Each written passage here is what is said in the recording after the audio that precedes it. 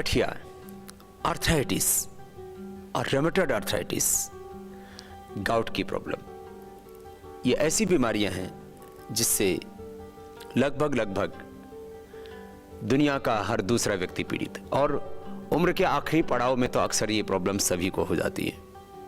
और छोटे छोटे बच्चों को भी मैं देखता हूं गठिया का रोग हो जाता है, जेनेटिकली भी होता है। इसमें RA फैक्टर पॉजिटिव हो जाता है, हड्डियों का पूरा मेटाबॉलिज्म गड़बड़ हो जाता है, ESR बढ़ जाता है, यूरिक एसिड भी बढ़ जाता है। यूरिक एसिड बढ़ने से दर्द होता है, ESR भी वो जो अंदर जो इन्फेक्शन होता है तो वो भी बढ़ जाता है, और RA फैक्टर पॉजिटिव होने से फिर हड्डियां टेढ़ी मेढ़ी हो जाती है, ऑस्टियोब्लास्ट और सर्कास सेल्स का इम्बैलेंस हो जाता है, और बोन फॉर्मेशन, बोन रिजर्वेशन पूरी तरह से गड़बड़ हो जाता है, माने हड्डियों का मेटाबॉलिज्म पूरा डिस्टर्ब हो जाता है। इसके लिए क्या करें? एलोपैथी में इसके लिए है पेन किलर्स। पेन मैनेजमेंट के लिए जो आप दवाई लेते हैं उससे आप दर्द को तो थोड़ा बहुत कंट्रोल कर सकते हैं, लेकिन आप आर्थराइटिस को क्योर नहीं कर सकते। इसलिए मॉडर्न मेडिकल साइंस में, एलोपैथी में आर्थराइटिस का कोई क्योर नहीं है, वहाँ कोई दवाई ही नहीं है। जब बहुत ज़्यादा आर्थराइटिस बढ़ जाता है तो स्टीरॉइड दे देते हैं, उससे हड्डियाँ और ख़त्म हो जाती हैं, ऑस्टियोपेनिया, ऑस्टियोपोरोसिस, और हड्डियाँ पूरी तरह से उससे बर्बाद हो जाती है। जब बहुत ज़्यादा आर्थराइटिस बढ़ जाता है तो जो कैंसर में दवाएं देते हैं वही आर्थराइटिस के रोगियों को देने शुरू कर देते हैं। आर्थराइटिस जब ज़्यादा बढ़ जाता है तो एक एक जोड़ पर सूजन आने लगती है, फिर गांठें पड़ जाती हैं, इसलिए इसको गठिया बोलते हैं, और व्यक्ति की ज़िंदगी ठहर जाती है। क्या करें? इसके लिए एक दो घरेलू उपाय। मेथी रात को भिगो करके सुबह खाली पेट उसको खा ले, अंकुरित करके खा ले, उससे ज़्यादा गर्म भी नहीं लगती, नहीं तो किसी किसी को मेथी गर्म पड़ती है। हल्दी, मेथी, सौंठ का पाउडर करके खा लें, एक एक चम्मच सुबह शाम, जितना अनुकूल आए उतना ले लें। जिनको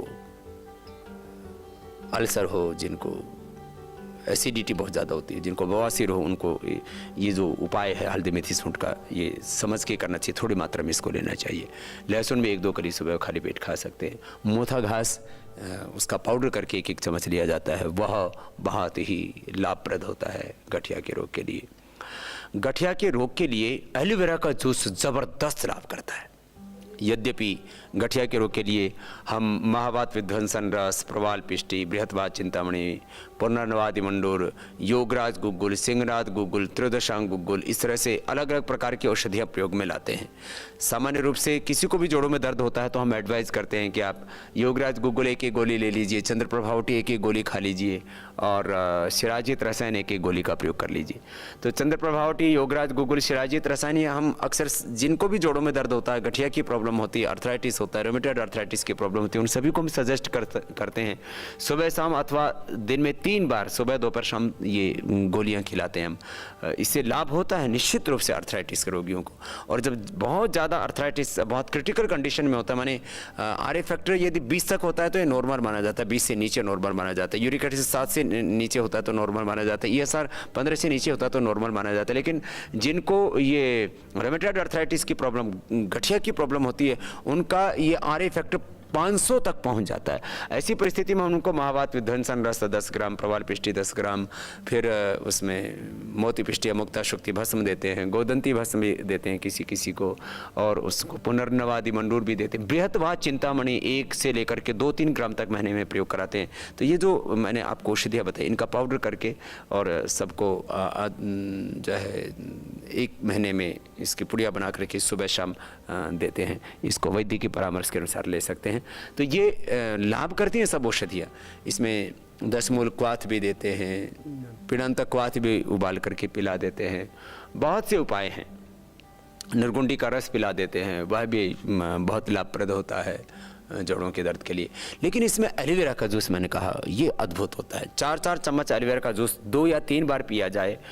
खट्टी चीज़ों का परहेज कराते हैं, उनको नहीं खाने देते हैं, और खान पान पर थोड़ा सा नियंत्रण रखते हैं, भारी चीज़ों से बचते हैं, और प्राणायाम नियमित रूप से करते हैं। कपालभाति, अनुलोम विलोम हम आधा घंटा करा देते हैं जब आर्थराइटिस बहुत क्रिटिकल कंडीशन में होता है। तो कपालभाति, अनुलोम विलोम करने से RA फैक्टर पॉजिटिव से नेगेटिव आ जाता है, यूरिक एसिड एकदम नॉर्मल आ जाता है, ESR भी एकदम नॉर्मल आ जाता है, और गाउट की प्रॉब्लम तो दूर हो जाती है, ऑस्टियोपेनिया ऑस्टियोपोरोसिस की प्रॉब्लम दूर हो जाती है, हड्डियाँ मजबूत हो जाती हैं, बहुत ज़बरदस्त लाभ होता है। कपालभाति, अनुलोम विलोम, प्राणायाम अर्थराइटिस के रोगियों के लिए बहुत ज़रूरी है। और जब जोड़ों में तो बहुत ज़्यादा होता है, हाथों में पैरों में, तो ये हाथों में भी जो पीछे की चैनल्स होते हैं अंगुलियों के, इनमें ऐसे ऐसे दबाते हैं, और पैरों में भी ये जो पीछे के ये जो चैनल्स होते हैं इसमें दबा देते हैं, तो इससे कहीं पर भी जो दर्द होता है उसमें विशेष रूप से लाभ होता है। ये मास्टर पॉइंट होता है रिंग फिंगर के टॉप पर, यहाँ से दबाते हैं तो इससे भी ज़बरदस्त लाभ होता है अर्थराइटिस के रोग में। और हमने अर्थराइटिस को मात्र कंट्रोल ही नहीं किया, हजारों नहीं, लाखों नहीं, करोड़ों लोगों का हमने अर्थराइटिस योग, आयुर्वेद के प्रयोग से और प्राकृतिक चिकित्सा से